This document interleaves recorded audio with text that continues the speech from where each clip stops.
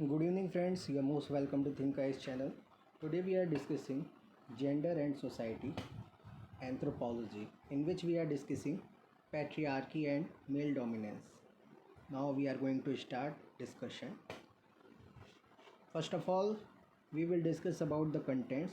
What we will discuss in this chapter. First is introduction, theoretical perspective on origin of patriarchy, sexuality of women and male dominance, historical perspective on women's productive and reproductive roles, patriarchality, matrilateral kinship and patriarchy, marriage pattern and institutionalization of patriarchy and male dominance, and at the last summary. Learning objectives. After having read this unit, you have to able to define and understand patriarchy and male dominance, understand the origin of patriarchy, understand that how control over women's sexuality is a reflection of patriarchy, understand the dynamics and linkages between production, reproduction, and patriarchy. Locate patriarchy in the anthropological, historical, and archaeological perspective. Understand the institutionalization of patriarchy and male dominance through kinship, family, and marriage patterns. And understand how caste and patriarchy are interlinked and how caste becomes an instrument of male dominance and patriarchy. Now we are going to start introduction part. We are living in the so-called modern, or by some standards postmodern world, which is based upon the ideology of egalitarianism and universality. But try and look around and you will find lots of examples that are contrary to the general conceptions about this 21st century. We are still carrying the burden of traditional conception about this 21st century. We are still carrying the burden of traditional divided society, which was based primarily on ascribed statuses that ensured the place of a person in a particular community, caste, or group by virtue of her birth in that particular group. Prejudice and discriminatory attitude is something that has not changed much over a period of time. This is true even in case of gender discrimination, which is manifestation of patriarchal mindset and ideology that stops short of calling this century a truly modern one. While panning down this unit, there is a debate going on in electronic and print media about the issue of male dominance and patriarchy. Cases in point are the recent molestation of the girl by a mob in Guwahati, Assam, and pronouncement of patriarchal dictates or dictates by Khab or caste panchayats in Uttar Pradesh. In Bagpat district of Uttar Pradesh, a caste panchayat announced that the women of the village will not carry mobile phones with them and their movement in and around the village will be monitored and restricted. Similarly, in Assam, a girl was molested by a mob publicly and in full view of the media. These incidents also highlighted the insensitivity and callous attitude of some agencies that were supposed to be the custodians of women's rights. This brings us to the point where we should understand and rethink about how our society is structured in a manner that is biased towards the male members and overlook the rights and privileges of women. Raj Lakshmi 2012.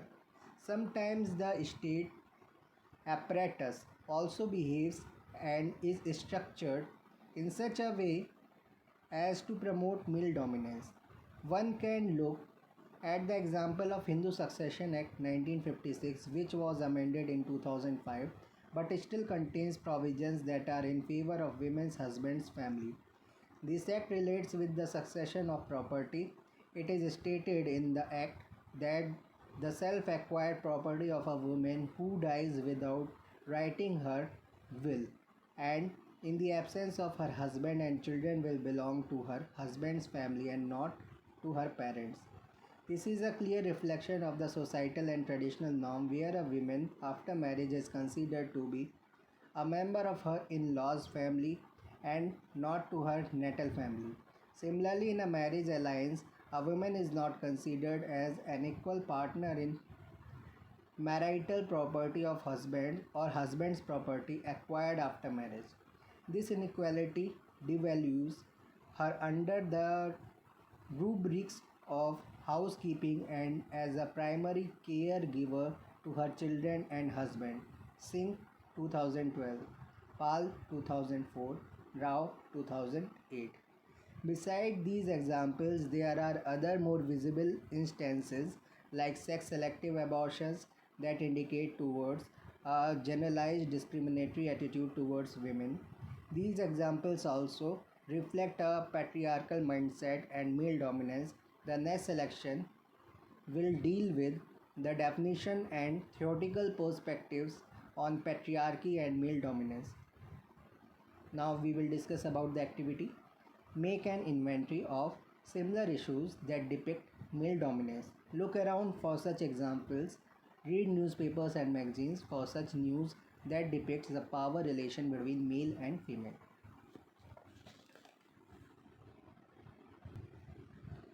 Theoretical perspective on the origin of patriarchy. Now, one may wonder, how can we define patriarchy? It is a rather tricky question, as with other kinds of definition related with social phenomenon and concepts. Defining patriarchy in its entirety is not always possible. It is therefore better to understand the concept rather than getting into some watertight definition. However, patriarchy can be defined as a system of social structure and practices in which men dominate, oppress, and exploit women. Welby, 1990. This definition clearly outlines the nature of patriarchy, which is ingrained in our social structure that gives it a very fundamental character. Based on this social structure, men dominate and exploit women, and their action gets legitimized by the existing structure through institutions like family, kinship, marriage, religion, class, caste, race, etc. Patriarchy invites within itself a form of power relation between men and women. In this relationship, a hierarchy exists that places man in an advantageous position, and this makes a complete receipt for female exploitation. In a more literal sense, patriarchy, Pitrasatta in Hindi, denotes rule of father in a male dominated family. This rule emerges from an unequal resource distribution like land, which is invariably inherited by the male line of descent. This control over the resources later gets translated into control over the production and reproduction of women. However, later in this unit, we will also see that how matrilineal and bilateral kinship structures alter this power relation in family and outside. Feminism, feminism as an ideology has always tried to deal with the question and conception of patriarchy. There are different philosophical traditions in feminism that conceptualize patriarchy differently. Prominent among them are liberal feminism, Marxist feminism, and radical feminism. Liberal feminism is based on the philosophy of individual rights. The birth of liberal feminism dates back on the philosophy of individual rights. The birth of liberal feminism dates back to the 18th century when it was realized that women should no longer be subjugated to the authority of males.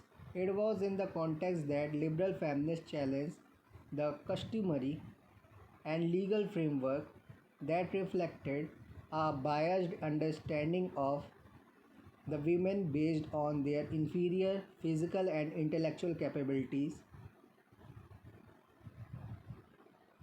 which were used as instruments to subjugate and subordinate women. It is with the writings of Mary Wollstonecraft, that one traces the birth of liberal feminism as a separate feminist movement.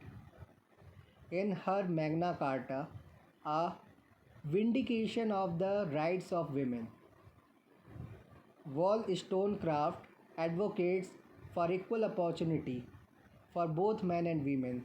She emphasizes that it is imperative that women are educated and made aware of their political and social rights in order to claim equal status at par with men. In the 19th century, John Stuart Mill emerged as the leading scholar of liberal feminism and advocated that women are required to participate equally and proactively in various societal affairs and hence strive for equality. Mill 1869, Eisenstein 1981. Liberal feminists advocated that women should not only be confined to the domestic domain and there should be equal opportunity for them to participate in the public and political spheres of life. According to according to them, patriarchy has confined women to the four walls of the house and therefore they need to get liberated in order to come out of the clutches of patriarchy. Liberals attack the myths that women, because of their feminine behavior, are not suited for outside world and therefore they seek refuge and security within the domestic sphere of life. However, liberal feminism is being criticized on the issue of being very individualistic and therefore totally overlooking the structural, societal, and familial basis for male dominance and patriarchy. Liberal feminists do not take a critical view of family and are focused solely on capturing space and rights for individual women in the public domain. They are also being criticized for being elitist, elitist since most of the rights gathered in this manner will be availed by the so called upper class caste women. Therefore, this stream of feminism did not voice the concern of other differentially suppressed women on the basis either of class, caste, race, etc. Again, on the issue of origin of male dominance and patriarchy, liberal feminists are found wanting. They do not provide with a theory that can explain the circumstances that led to patriarchal setup and male dominance in society. This gap was, however, filled by Marxist feminists that deals with the issue of origin of patriarchy and male dominance. Marxist feminists are of the view that patriarchy originated with the origin of private property. Engels 1948. It is with the emergence of private ownership of property and its transfer through the male line of descent that patriarchy as a social structure was born. They also relate the concept of patriarchy with the capitalized mode of production. However, they have been criticized for just adding the issue of gender to their already existing framework of the class oppression. They are also silent on the issue of women oppression before the advent of private property. There are empirical evidences that point to the fact that women oppression and male dominance was present even before the advent of private property. Claude Levi-Strauss observed that the exchange of women is the basic form of exchange and it took place because of some taboo on incestuous relationships, sexual relation between close relatives like father and daughter, brother and sister, mother and son, etc. In each and every society, this kind of taboo required that women be acquired from a group outside one's own and thus clan, lineage, village exogamy originated. This gave rise to the manipulation of female sexuality and hence the emergence of male dominance. Another group of feminist scholars known as radical and revolutionary feminists tried to understand and explain the origin of patriarchy and male dominance through the notion of female sexuality and manipulation and its manipulation by the male. They are of the view that biologically women are different from men. This is the basic fact recognized by this brand of feminism. This biological differences defines the role of women as child bearers. This biological role is however translated and interpreted as related to the notion of motherhood, which defines the role of mother in terms of both childbearing and child rearing. They are of the view that biology alone is not responsible for such skewed power relation between male and female, but their cultural interpretation is responsible for the same. Gendering of sex takes place in socio-cultural context. In other words, the control of male over the reproductive capacity of female is the root cause of patriarchy. Sheila Jeffrey, one of the revolutionary feminists, puts her point on the origin of the patriarchy by saying that there are basically two systems of classes that operate in a society. First, the class based on the originating from the relation of production, and second, the class that is based on the class that is based on and originates from the relation of reproduction. It is the second system of class that is responsible for women's subordination and patriarchy. Similarly, Fenella McKenzie argued that the first kind of division Similarly, Fenella McKenzie argued that the first kind of division of labor was between men and women, and it originated from women's reproductive capacity and men's greater strength. This made women dependent on men and thus gave rise to unequal power distribution. However, she also writes that it is not only because of this differential reproductive capacity that subordinates women, but this biological differentiation is turned into psychological dependency by men and the social structure as a whole. This stream of feminism is, however, criticized for being biological, determinist, and reductionist. It also does not provide any alternative to end patriarchy or improve the condition of women. They advocate that women should be made aware of this kind of subordination, which in turn can help in improving their condition. Beeche, Beeche 1979, Levin 2006, James 2010, Ranade 2007. Sexuality of women and male dominance. The male control over the sexuality of women is considered to be the manifestation of patriarchy. This control is exercised by the male within the structure of marriage, family, and kinship.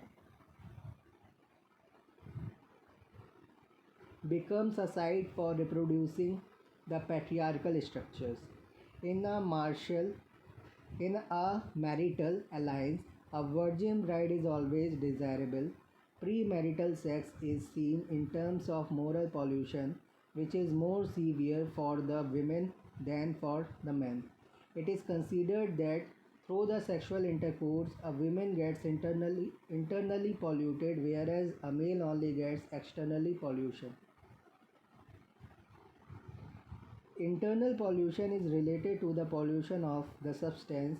The concept of substance holds a great importance in maintaining caste distance. Bitele 1991, Dubey 2009. The caste hierarchies and distances are maintained through the concept of selective exchange of women to a certain caste or castes. In this way, the sexuality of women gets connected with the larger social structure based on caste.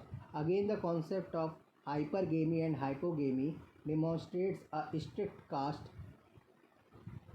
control.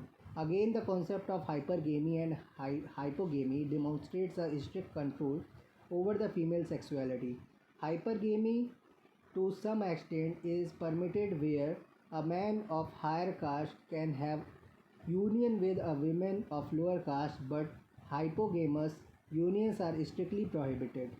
Even if a woman of higher caste gets entangled with the lower caste male, it can bring serious consequences to both the families.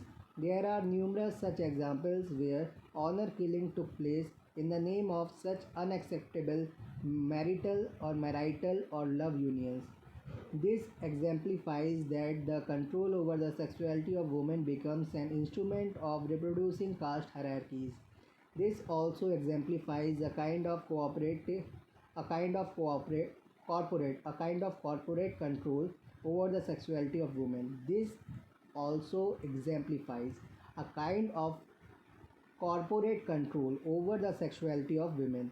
In this kind of control, female sexuality gets attached with the honor of an entire village, caste, community, or family, and any infringement over the same can bring a lot of dishonor to the entire group. This kind of corporate control over the sexuality of women is also demonstrated by anthropologists like D.N. Mazumdar, who is who in his monograph named The Himalayan Polyandry on the people of Jaunsar Bawar region of Dehradun documented fraternal polyandrous marriage alliance between a bride and all the brothers of a particular household where the marriage gets solemnized. Here the main issue is related with the rights of access or rights of access to the female sexuality which by such alliance get restricted to the family or household as a unit.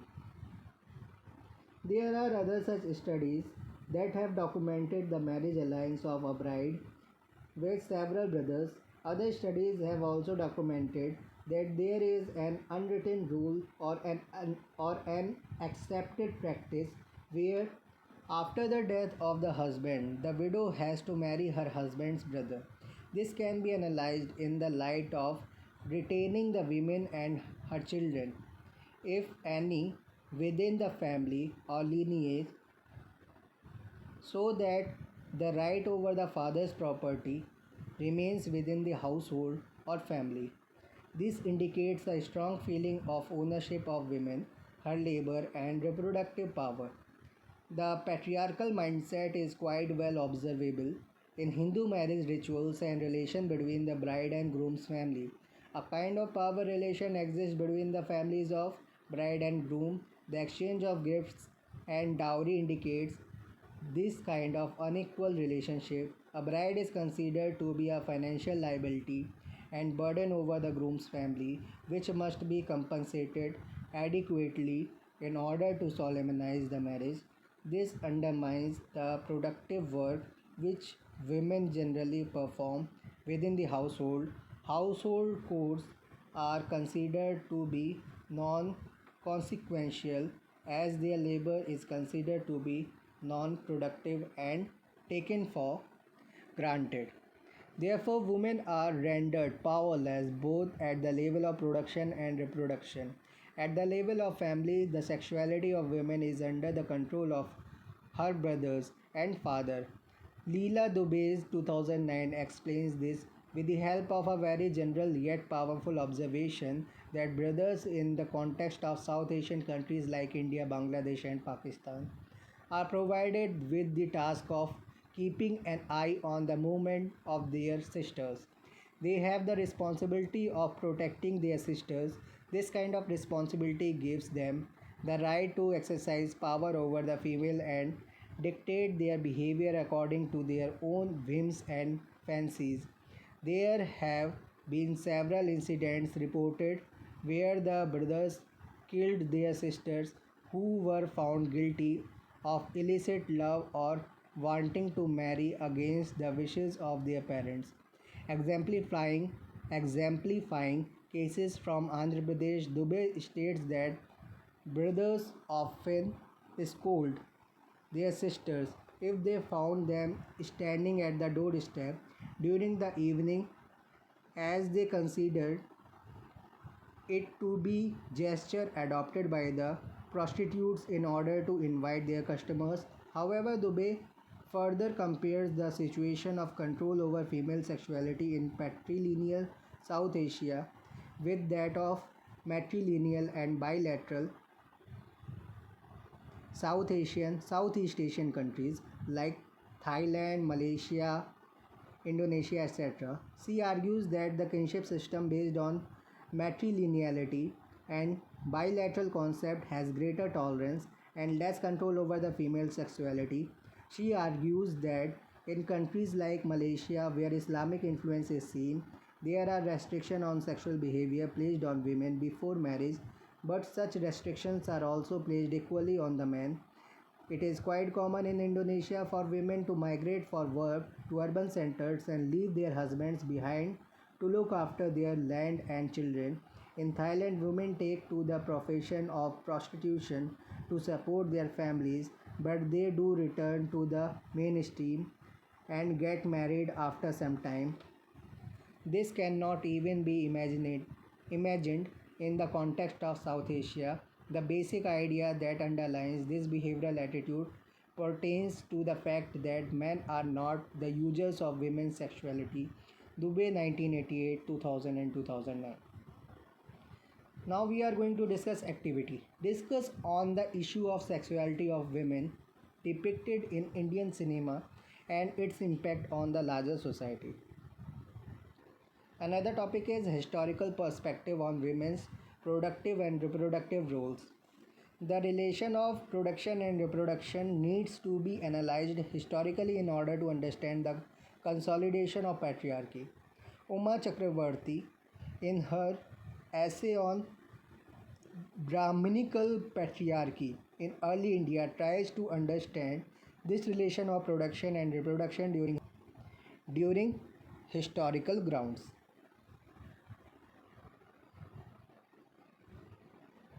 Uma Chakrabarti, in her essay on Brahminical patriarchy in early India, tries to understand this relation of production and reproduction during historical periods. She has based her analysis largely on prehistorical, proto-historical, and historical accounts and evidences that throw some light on the dimensions of women's role both in production and reproduction. Her argument starts with the contention that in the hunting and food gathering stages, women's role was not restricted only in terms of reproduction, but they also played an active role in food gathering and also sometimes in hunting, which she argues is evident in cave paintings of Bhimbedika and other archaeological sites in central India. In many such paintings, women are depicted wearing some sort of headgear depicting power and authority and are shown taking part during hunting activities. The reproductive role of women was also considered important since they were considered as life givers and thus having close association with the events of life and death. This belief placed women in the some sort of mystical and supernatural space, which is in sync with the evidence found related with the cult of Mother Goddess. During the Indus Valley civilization, the position of women and the emergence of patriarchy cannot be established based on the evidence since the in situ evidence is not supported by written documents as they are not yet decisively deciphered. However, there are evidences of class formation which are depicted and present in the form of rural and urban centers, citadels are forts and mahals, surplus grain stocks and etc. Presence of female figurines, mother goddess icons and dancing girl statues can be seen as pointing towards the important role of women in relation to reproduction, but nothing can be said with conviction regarding the gender relation. It was with the coming of the Aryans that the real consolidation of patriarchy and male dominance took place. It is intended in early Vedic literature that the Aryans had to fight with the indigenous people of the land and In this fight, they conquer their cattle, land, and women. This is the first ever historical evidence of women taken as captives by the Aryans. These women then were assigned different roles that related with serving the Aryan race and were also used as gift items, thus depicting a control over their sexuality. Later on, various texts, including the Arthashastra and Manusmriti, outlines the behavior of women and laid down rules for controlling their productive and reproductive capabilities and capacities. There are written evidences that are sufficient to show that the state also had some control over the reproductive powers and sexuality of women. In this context, it was laid down that the king can punish a woman for her adulterous behavior. This state control was guided by the principle that the sexuality of women needs to be controlled, and this controlling power lies mainly with the husband after the woman is married, and if the husband is not able to control her, then the state can take action against such culprit. This also had some effect on the role of production of women, with such strict control over her sexuality. She was now mainly confined to the domestic sphere of life. Here also the kind of importance that must be accorded to the women's productive role was absent. Chakravarti 1993. Patrilocality, matrilateral kinship, and patriarchy. Kinship structure form an important part of social organization. Kinship structure of a society decides and ensures the membership of people into various groups. Like in a patrilineal kinship structure, a son remains a member of the family of orientation, whereas the daughter has to leave her natal house and move to the family of her affinal kins after marriage. She becomes a member of her husband's patrilineal. It is through these membership rules that the society perpetuates itself within a definite structure. This kinship structure have a special bearing on the perpetuation of patriarchal social structure. The rule of residence after marriage is an important reflection of the principle of kinship. Principle of kinship. Leela Dubey has rightly underscored the relation between rules of residence and kinship principle when she says residence is a material as well as an ideological expression of principles of kinship. In the patrilocal form of residence, a couple after marriage resides with the family of the groom. This kind of residential arrangement is found in large part of the India. It is based on the basic premise that the daughter is not a permanent member of her natal house and she has to move out after marriage. This really has an important bearing on her productive and reproductive capacities and autonomy. It also influences the rules of inheritance and daughter share in paternal and parental property. It is generally argued against the daughter's claim over her parental property that if she gets a share of the property, then it will eventually belong to her husbands and her in laws. Also, the notion of payment of dowry dilutes her claim over the property since it is believed that the dowry is in lieu of her share in the property. The idea of patrilocality entails that a daughter has to sever all ties with her natal house upon marriage. Her in law's house is generally a new place where she has limited access and control over productive resources. Her sexuality is also controlled by her husband and in laws in the form of demands placed on her to give birth to a male child, Dubai 2009. As in the case with Petri locality, Karen Kapadia, in her study among the Brahmins and non-Brahmins of Arulur village in Tamil Nadu, points towards the institution of matrilateral kinship and argues that with the changing socio-economic context, matrilateral kinship is falling into disrepute and is replaced by patrilineal kinship and prevalence of dowry during marriage. This in turn perhaps leads to male dominance and lower status of women in the society. Kapadia explains that among the non-Brahmin caste of Arulur village, the matrilateral kin in the form of mother, brother, and mother's brother's son, MB mother's brother, that is uncle, and MBS mother's brother's son, that is nephew, holds immense importance in life of women and her children. MYB mother's younger brother and MBS mother's brother's son are considered as prospective grooms for women's daughter. MB mother's brother is also obliged to give expensive gifts during the life cycle rituals of his sister's children.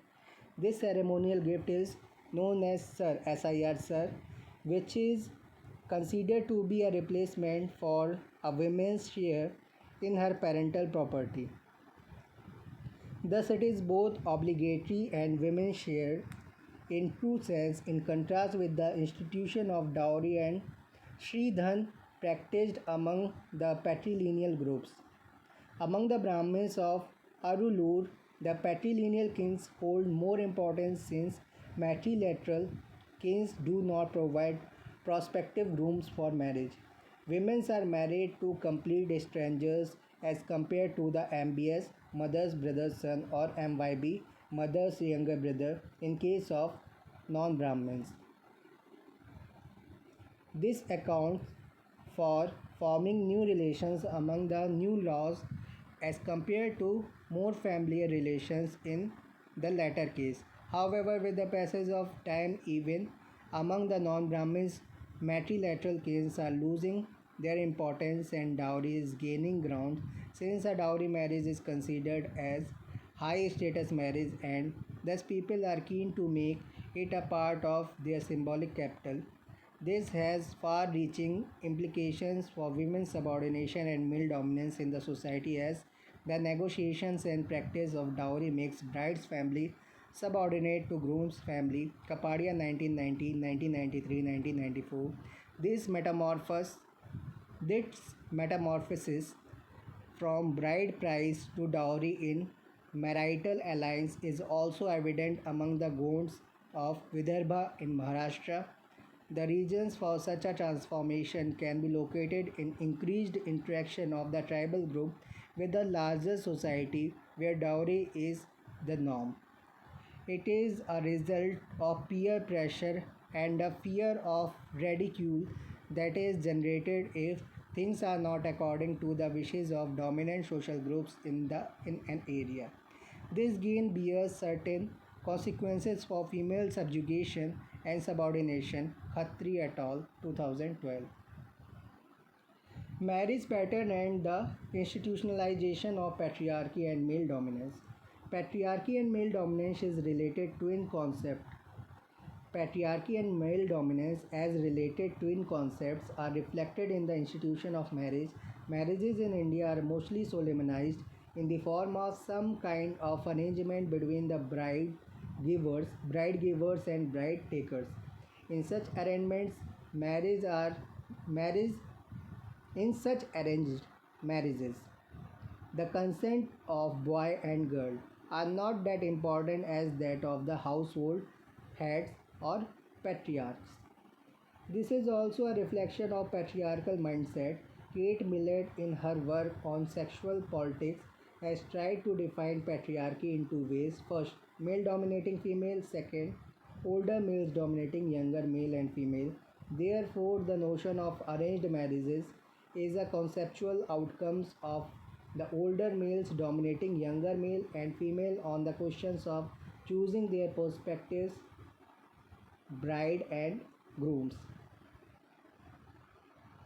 Therefore, the notion of arranged marriages is a conceptual outcomes of the older males dominating younger male and females on the question of choosing their prospective brides and grooms. Dipankar Gupta, while analyzing the Hindu marriage pattern, states that the notion of arranged marriage is still the norm in modern India, whether in rural or urban settings. We are all aware of the consequences in the form of khap and caste panchayat dictates that a young couple has to face in the event of marrying by his or her own choice. Gupta further argues that such arranged marriages are based on the notion of inequality between the bride givers and bride takers. A kind of hierarchy is set based on the notion of the male dominance, which is evident in the form of bride takers having a superior status than the bride givers. This male dominance and inequality gets reflected in certain marriage ceremonies like Pao Puja, worshipping the feet of the groom, which the father of the bride giver has to perform.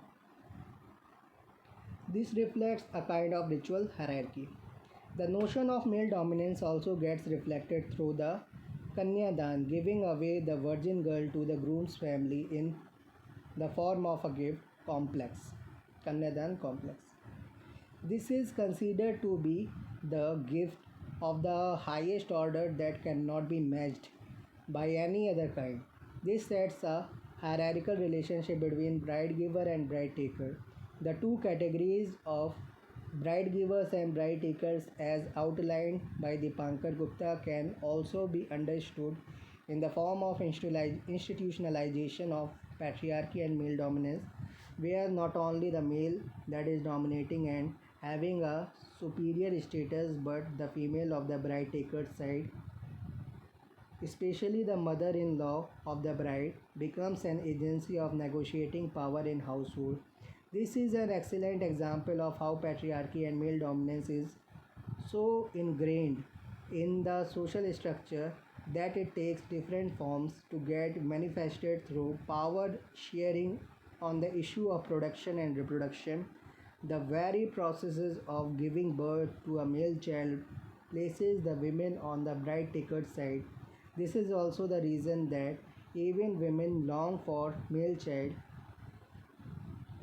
The control of mother-in-law over the bride's household activities is a clear manifestation of her acquired status of a bride taker.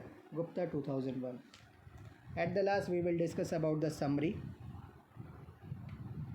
It is now important to have a panoramic view of the twin concept of patriarchy and male dominance.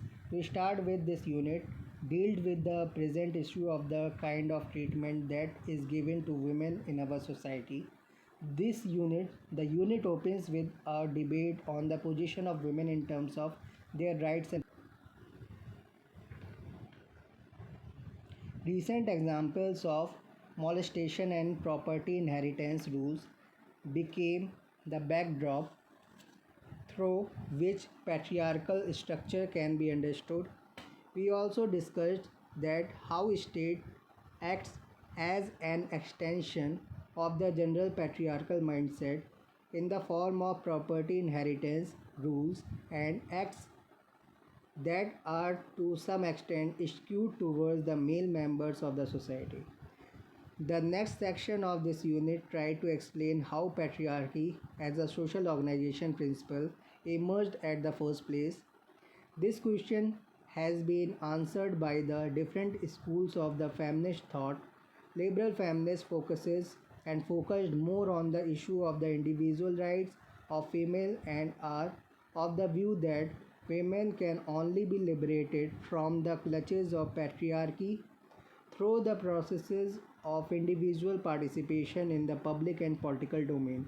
However, this view has been criticized on the grounds that it does not explain the origin of patriarchy and is individual centric, thus neglecting the structural design of patriarchy. The shortcomings of liberal feminism are taken care of by the Marxist feminist thought. According to the Marxist feminists, the world historic defeat to the women began with the advent of the private property. Marxists focused more on the issue of relation of production and how women are placed within this structure. However, they are criticized for nothing new to offer in terms of the establishment of patriarchy. However, they are criticized for just adding women to their already existing theory of class struggle and have nothing new to offer in terms of the establishment of the patriarchy. They are also criticized on the ground that patriarchy and male dominance was present even before the advent of the private property, and it is the basic nature of women being considered as the basic form of exchange that gave birth gave a birth to the control of their productive and reproductive capacities. The control over the sexuality of women formed the basis for the radical and revolutionary feminist scholars. They are of the view that it is the psychological and social meaning that is accorded to the notion of motherhood that brought about the control over the female sexuality. It is the social extension of the role of motherhood to child rearing the, the brought about their confinement to the four walls of the house and thus control over their productive and reproductive capacities. Then we moved to on the then we moved on to understand that how in the context of India patriarchy became established. In this section we started with the example and evidence from the hunting gathering stage and moved on the Vedic and post Vedic period where state also became an instrument for upholding patriarchy and male dominance. Further, we understood that how kinship structures in the form of patrilocality and the Hindu marriage patterns have inbuilt patriarchal structures. This has been explained with the help of certain examples. In the nutshell, it can said that one has to be very observant in order to decipher more such models based on patriarchy and male dominance. Thank you very much.